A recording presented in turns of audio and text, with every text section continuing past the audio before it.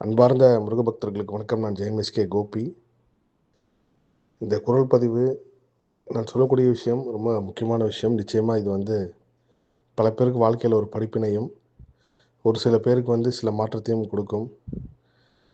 ஒரு 2 நாளுக்கு முன்னாடி காரைக்குடியிலேருந்து ஒரு அம்மா எனக்கு ஒரு முருகர் சாட்சி வாய்ஸ் நோட் அனுப்பிச்சாங்க. நான் சில முருகர் சாட்சிகள் பதிவு பண்ணுறத கொ தவிர்த்துடுவேன். காரணம் என்னென்னா, அதை கேட்குற ஒரு சில பேருக்கு ஏன் இவங்களுக்கெல்லாம் நடக்குதே, நம்மளுக்கு நடக்கலையேன்ற ஒரு ஏக்கம் வரலாம். இல்லைன்னா நம்மளுக்கெல்லாம் நடக்கல. நம்ம ஏதோ இப்போ அந்த அளவுக்கு முருக பக்தியில இன்னும் போல இருக்கு. நம்ம ஒண்ணும் சிறந்த முருக பக்தர் இல்ல போல இருக்கு அப்படின்னு ஒரு தாழ்வு மனப்பான்மை வரலாம் அப்படின்னு சில அதிசயம் அற்புதங்கள்லாம்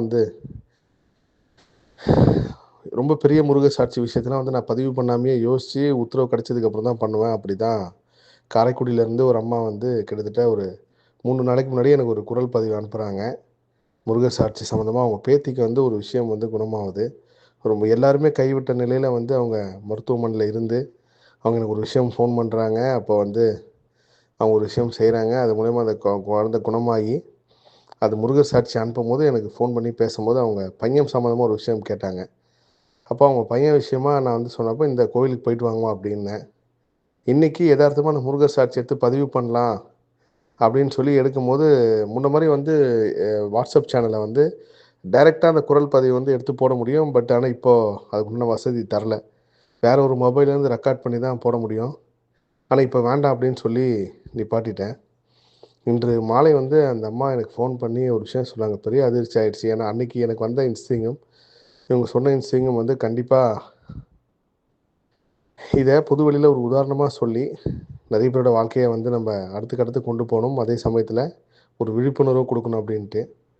அவங்க பையன் திருமணத்துக்காக ரொம்ப வருத்தப்பட்டாங்க. பேத்தி குணமாயிட்டாங்க. அடுத்தது அவங்க பையன் திருமணம் ஆவணும், திருமணம் ஆவணும்னு சொல்லி ரொம்ப வருத்தப்பட்டு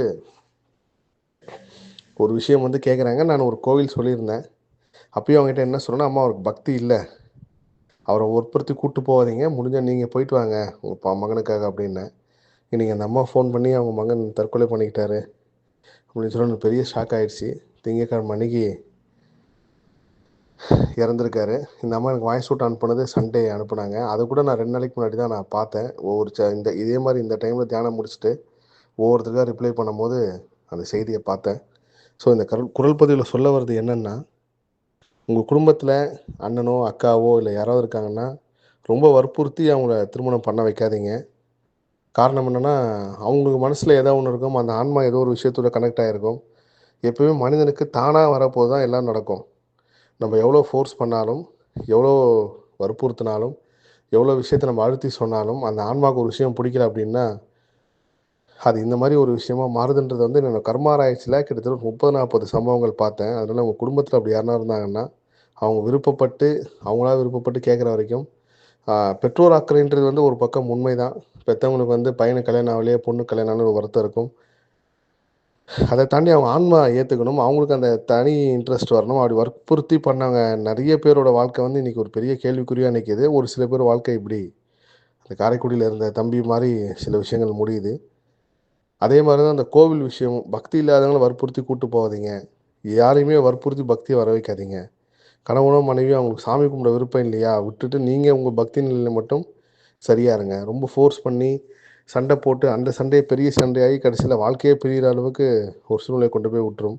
ஸோ இந்த திருமணம் சார்ந்த முடிவு எடுக்கிறப்போ அவங்களுக்கு அந்த விஷயம் தோணணும். அவங்களுக்கு விருப்பம் இருக்கணும். அந்த விருப்பம் இல்லாமல் செய்கிற செயல்கள் ஒரு கட்டத்தில் இந்த மாதிரி முடியுது.